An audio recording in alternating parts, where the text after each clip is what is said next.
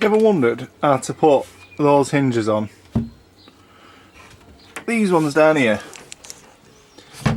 Because I've never put them on before, and this is the first time I've ever done it. And you'll have to excuse this sort of lack of neatness and the closeness to the edge, but I suppose I didn't get how they worked. Anyway, I think I've figured it out. I mean, these are slow close ones. I've got it so it's level with the top. For me, the first thing to do was to try and find an example of a corner unit, because I couldn't quite picture it in my mind. Now, I wanted it to be similar to this. So, I wanted it to kind of open like that. This would lead to the outside, and that would lead to the jerry cans. But as you can see, they fit together nicely. You know, they don't interfere with each other.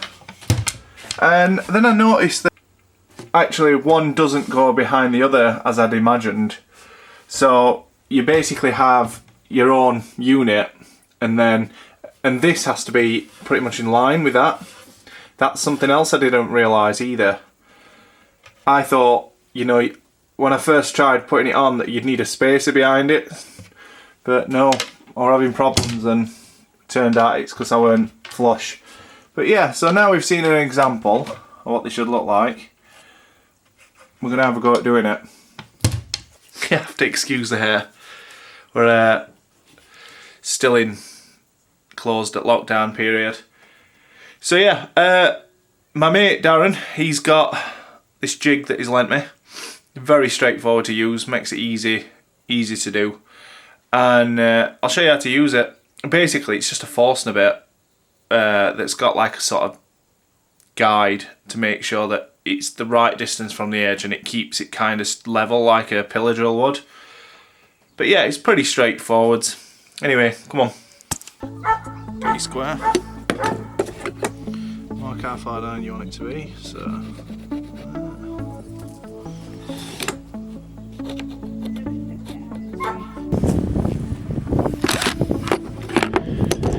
So this is the gizmo. It's just basically a jig you could quite easily make one yourself. It's got these little plastic knobs that you can turn to whichever mill you want from the side. It's quite straightforward really. So it's got like this sort of like little hexagonal shape inside there.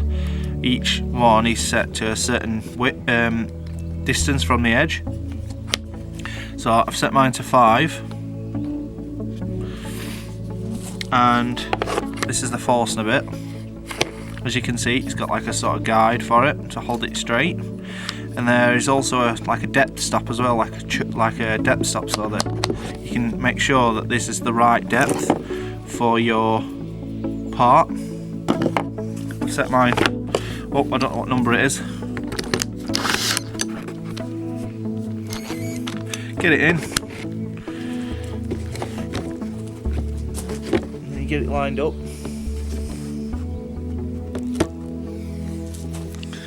And then you want to clamp it down so that nothing moves.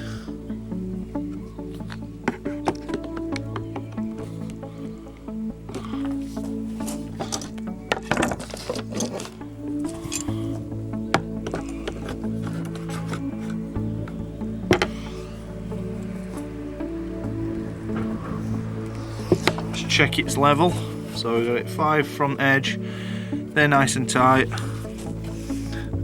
and that's it, ready to go.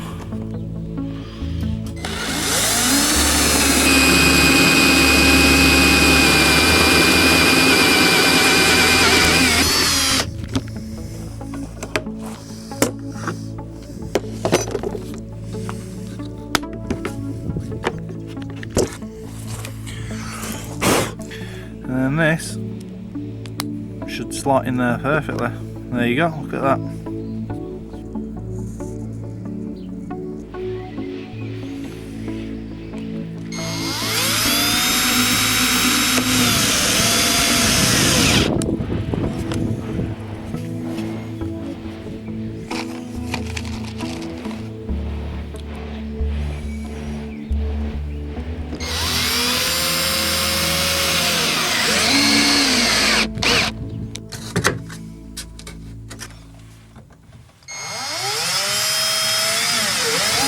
So I'm sure I don't want to be spending my time telling the kids to not swing on the doors and all that sort of stuff, even though, you know, we'll tell them, but I don't want there to be a risk that they'll actually snap it off just opening it a bit wider than it should. So I've took it back off again because I've fiddled around with all these settings and I couldn't get it where I needed it to be, so I've just cut a new piece. It's going to go in there. Another packer to bring it away from this door. Let's see how it goes. It's worth noting that I've just turned all these screws so that everything goes back to its starting position, so that once I get it on there, you're going to be able to adjust it. If it was already adjusted, it's only back from there. So I've got it to like a neutral position, ready to be adjusted. That's it, another job done. Opens, closes.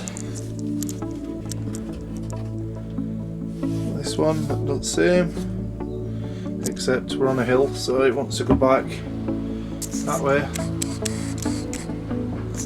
I've made a drawer that at the minute goes in and out, but it needs tweaking, and a door that also needs tweaking because it rubs that one. See how it moved it then? But yeah, been working since probably 9 o'clock this morning, and it's